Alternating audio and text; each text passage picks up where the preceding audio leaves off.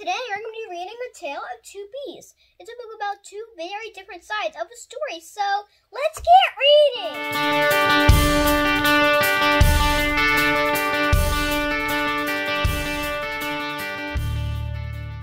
A Tale of Two Beasts by Fiona Robertson.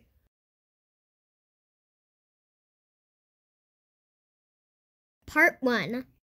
The Strange Beast. I was walking home from Grandma's house through the deep, dark woods, and I spied a strange little beast. He was stuck up a tree and whining sadly. So I decided to rescue him. I will call you Fang, I told him, and I wrapped him warmly up in my scarf and carried him safely home. I gave him a lovely bath, and a gorgeous new hat and sweater, and a delicious bowl of fresh nuts.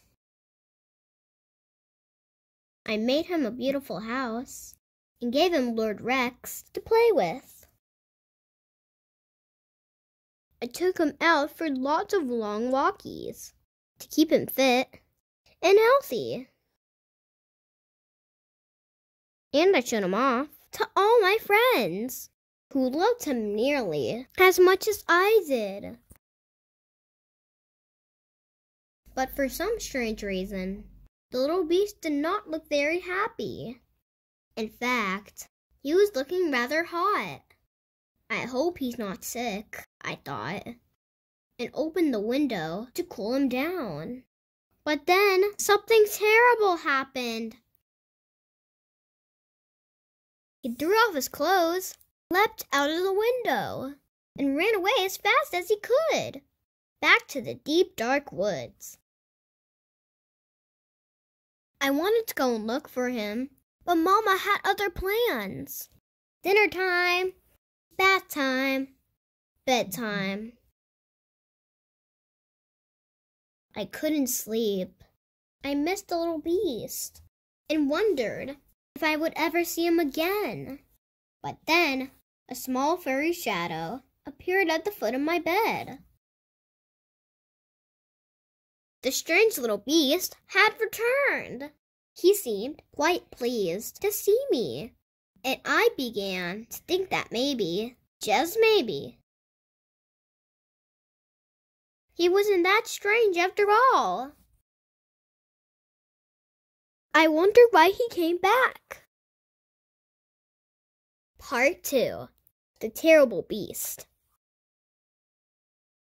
I was hanging from my favorite tree, singing happily to the birds when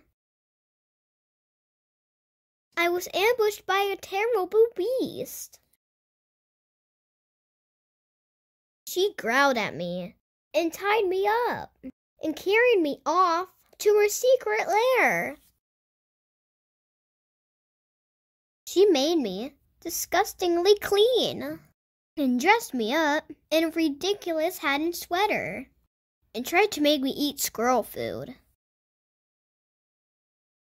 She kept me in a tiny box with nothing for me to do and nowhere for me to hang from. She made me walk backwards and forwards and backwards again for no reason whatsoever. She showed me off to a herd of even wilder beasts who were just as terrible as she was. I had had enough.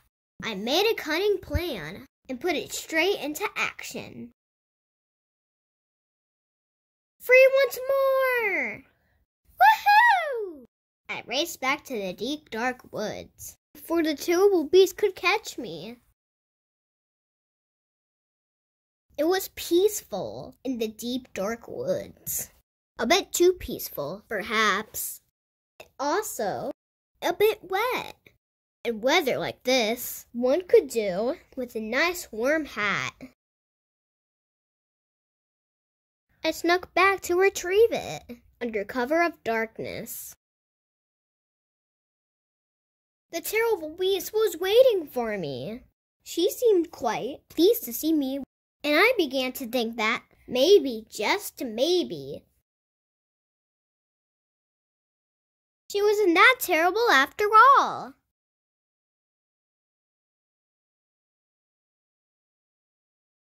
The end. All right, guys. Well, it's so much fun reading a book with you. I used it too. And remember, if you see an animal out in the wild, make sure you leave it there because animals have homes just like us. And animals that are out in the wild should stay in the wild. Don't forget to hit that like button, subscribe to my channel if you want to read more books with me. And remember, the magic starts when you turn the page. Bye-bye!